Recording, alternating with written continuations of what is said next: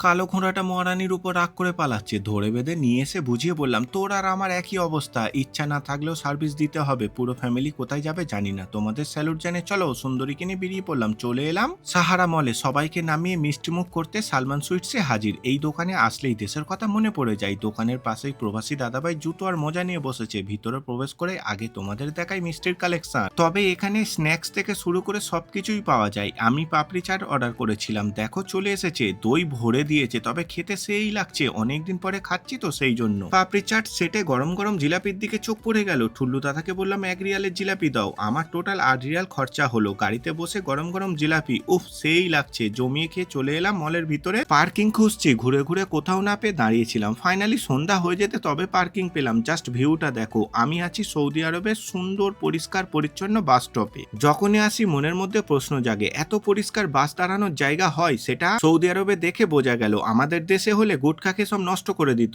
ঠিক বললাম তো? কমেন্টে জানিও।